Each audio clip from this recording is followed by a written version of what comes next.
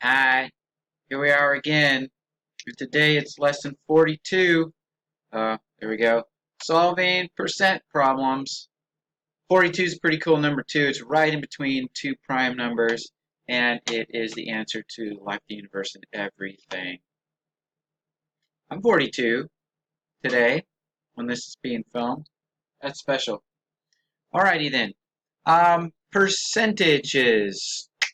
Alright, let's talk about the basic vocabulary here. Give you maybe two different setups, few ways to translate from English into math, set these problems up the right way, and then understand what it is that we're doing. Then I'll go in and give you, walk you through some of the examples and see how you can go about doing the work. First thing is the word percent can be broken down into its parts. Per means by, and cent means by hundreds, by hundreds. So percent, another way of per or by being translated into math is to say divided into, division. So whenever you see percent, like if it says 20%, I would just say it like that, 20%. And then you could write that as 20 per 100. It turns to a fraction of 20 over 100, which could be reduced down to 1/5. But the nice thing is we live in a digital world. We live in a base 10 world, and taking things by hundreds probably makes sense to us when we think about things like the money system. Especially, there are a lot of problems in here that deal with money, which goes to two decimal places or to the hundredths place. So this is 20/100ths. If we want to talk about 20%, it's less than the whole thing. So that would make sense that that fraction is less than 1. Okay, so there's kind of the first thing. If we're going to translate from English into math, percent means divide by 100. Now, there's lots of other types of things like that in math land that translates. Another one of those that comes up in these types of problems is the word of. And of means to multiply. Of means to multiply. So if the problem is 25% of 100 is, then that of part means that we'll take our 25% and multiply by something. Another one that we'll see, again, I'll put this up there again, by means divide. We have the word is, which equals. You translate that into the equal sign anytime you see the word is.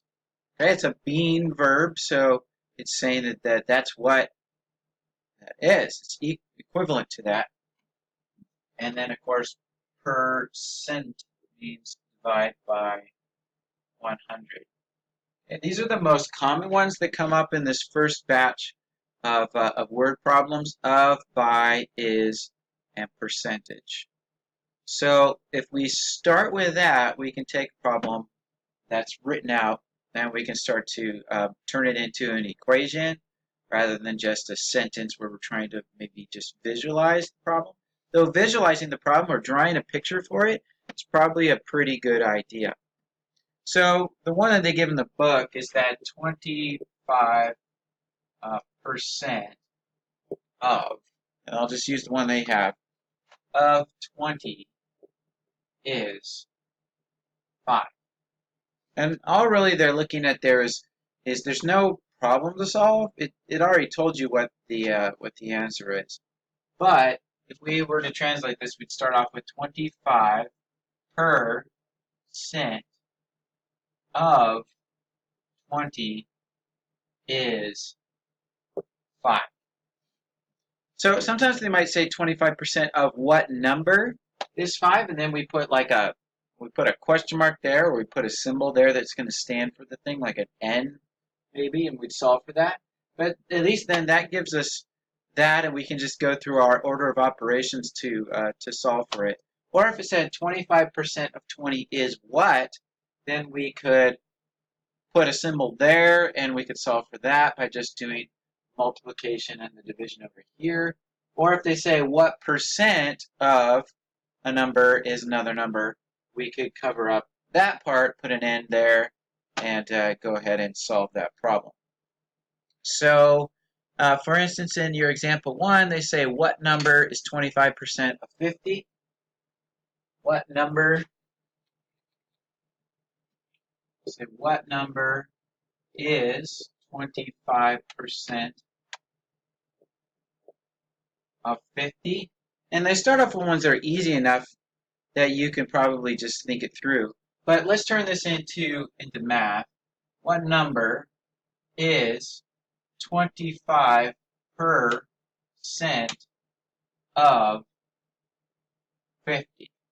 And now at this point, all we've got is some math to do here on the right side of the equation. You could go 50 divided by 100 is 2. Multiply that by 25, and you've got your answer. Oh, 1/2. Sorry, 1/2.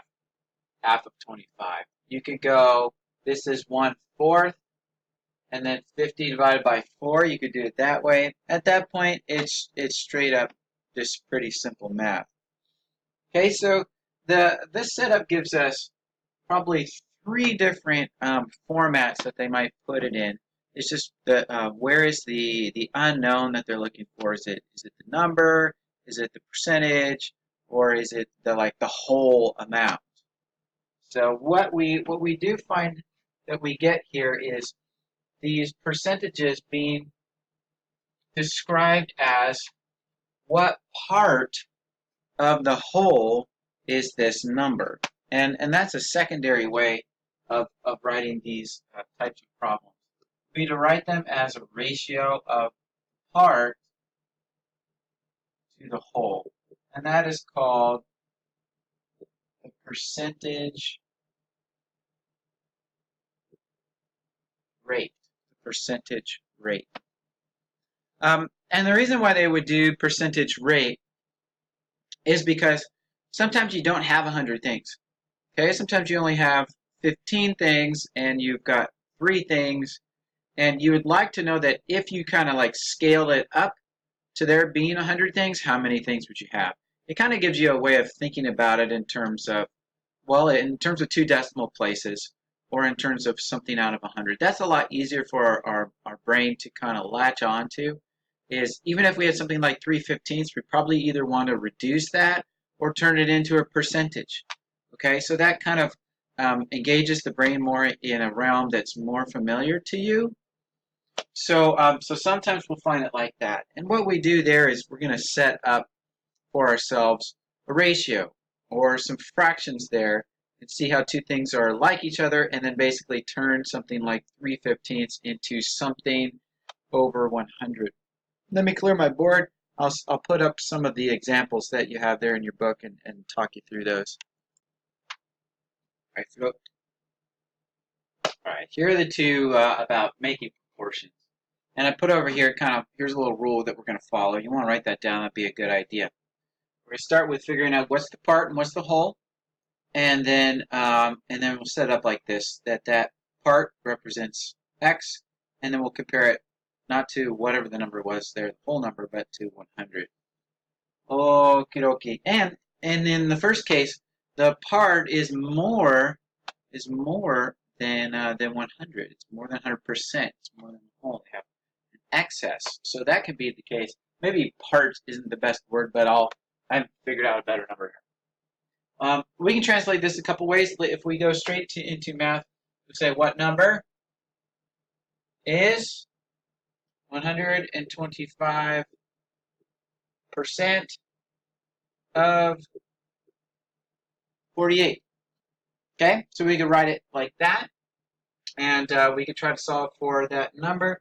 But if we're going to set this up as a ratio, we have that the whole, the original amount, let's say, is 48. And we're trying to find out that part. we're given over here the amount. Okay, we're given it as a percentage. It's 125 per 100.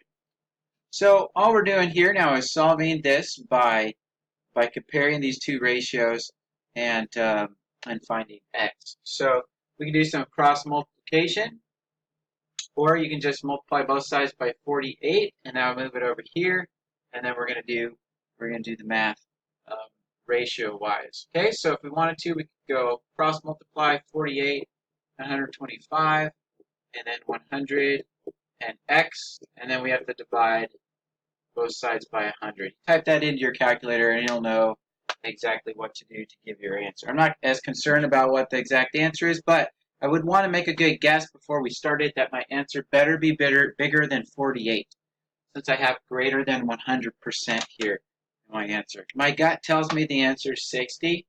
I think that's right. The second one is likened unto this. Okay, so 15 is what percent, or maybe we could write that as what percent of 45.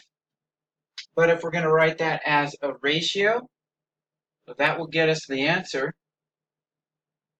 15 compared to 45, 15 is the part, and 45 is the whole. What we want to do is to figure out what that would be in terms of putting it in hundreds. Okay, so again, we still do cross multiplication. You'd have 100 times 15, and then you'd have 45 times x, but that 45 is going to come back over here. So we're looking at this problem right here. You get a third of 100, so you get 33 and 1/3 for your answer on this one. So 15 is 33.3333% approximately of 45. It's 1/3 of 45. Okay, one more thing that I want to show you, and this might be a visual approach, and that would be what you got there in example 3. Let me get the book out here. Example 3 says that Anna receives $1,153.84 in gross earnings every 2 weeks. However, 28.07% of her gross earnings is removed for taxes and other deductions. Use an equation to determine her net pay. So this is life, and this is what you get like paid, and then here's what the government takes. Government takes 28.07%. Now the whole thing is 100%. So one thing we have to do is we have to use complements. We have to figure out what's the rest of that part out of 100. You do some subtraction or use complements, which says all from 9 and the last from 10. 2 and 7 is 9, and then 8 and 1 and 0 we get 9, and there we go. So we do have to figure out what's the part that I actually get. 71.93% of means multiply in there is removed from taxes and other deductions. We can't just find the 28%. If we want to get right to the answer, we've got to figure out what's the 71.93%. That's the part you get to take home and spend on stuff like toilet paper and socks and whether else things you're really, really excited about. And I just want to do it that way. To me, it's very helpful to kind of see that as a picture. Like, here are the parts. Here's the part that they take away, and this is the part that's left. And the whole thing is 100%. We're still talking about parts and wholes. We're still going to be translating something different, like in this case, money, into percentages. So we're still going to use a ratio like that to solve that type of problem. There you go. That gives you kind of at least a plan of attack for these types of problems. And again, there'll just be varieties of these kinds of things in your work. So if something doesn't make sense, write it down, ask that question. Otherwise, you can always go back and rewatch part of this and hit pause, or come find me in living person, and I'd be happy to help you with those problems. All right, stay tuned for the next episode.